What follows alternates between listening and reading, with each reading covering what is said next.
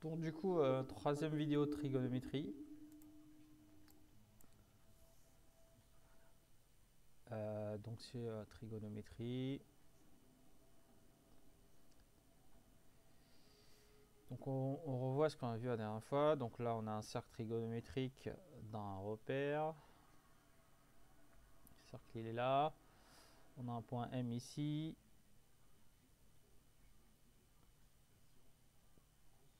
On a un angle ici. D'accord.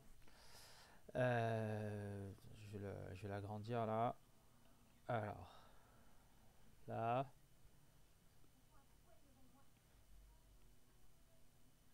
Point M il est ici. Et là on a point C. On a point S. Point O là. Donc on a mesure algébrique de OC égale cos x. Mesure algébrique de OS égale sinus x. Et si on trace la tangente qui coupe cette droite en T, si on a AT, mesure algébrique de AT égale tangente x. On avait montré que tangente x égale sinus x sur cos x. Si cos x est différent de 0. Donc si on zoome bien là, on a quelque chose comme ça. Donc le point O, c'est l'origine du repère. On a un point M ici. On a un point A là. Donc là, on a le demi-cercle. Là, on a un angle θ. Je vais l'appeler θ. Et du coup, θ, cet angle θ, c'est une mesure en radian de OA au OM. Donc, l'angle de vecteur orienté OA OM égale θ. Donc maintenant on a une propriété qui dit que en fait cette mesure θ, c'est pas l'unique mesure de OA OM en fait. Il existe une infinité. Donc, toutes les mesures de θ, elles s'écrivent de la forme x égale θ plus k fois 2pi. Donc k, un entier relatif. Donc ça, on va l'utiliser partout et ça va permettre de définir, on verra plus tard, la notion de congruence. Donc si θ c'est une mesure en radian de OAOM, donc toutes les mesures de cet angle s'écrivent de cette façon là: x égale θ plus k2 pi. K, donc c'est un entier relatif. K égale K peut être négatif, c'est un entier positif, ou négatif, c'est un entier relatif. Donc ça c'était pour ça. Et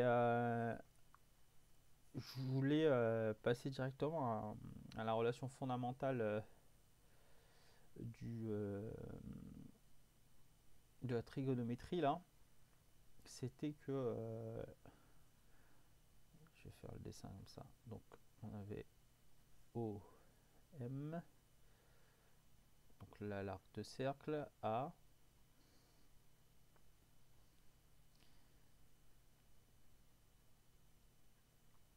et le point M qui se projette ici perpendiculairement sur OA. Donc le triangle rectangle OCM, il est rectangle en C, et donc on peut appliquer le théorème de Pythagore. Donc on avait utilisé le théorème de Thalès la dernière fois pour montrer que tangente x c'était tangente θ, ou tangente x c'était sinus θ sur cos θ. Et là maintenant on applique. Donc on peut écrire que OM carré égale OC carré plus MC carré. Donc on sait que M c'est un point du cercle, M, on a vu qu'un cercle trigonométrique, en fait, c'est un cercle de rayon 1. Donc s'il y a un point quelconque du cercle, s'il appartient au cercle, on sait que OM égale 1, OC égale 1. Donc du coup, OM carré égale 1. Alors OC carré, on a vu que c'était cos θ au carré et MC carré.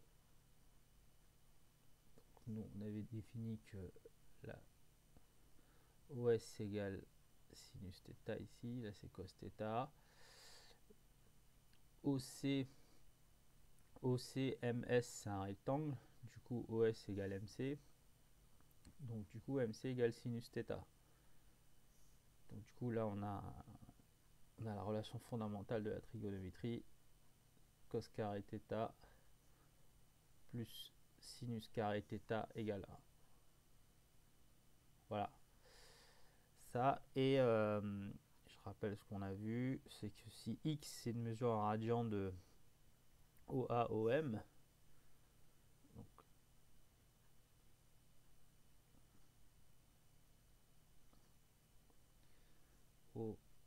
OA-OM, si OA-OM égale x, alors toutes les mesures, donc c'est pas l'unique mesure en radian de ce vecteur orienté, toutes les mesures en radian de ce vecteur s'écrivent θ égale x plus k de pi.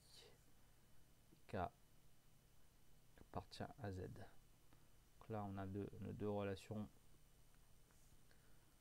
On va pouvoir continuer dans la trigonométrie.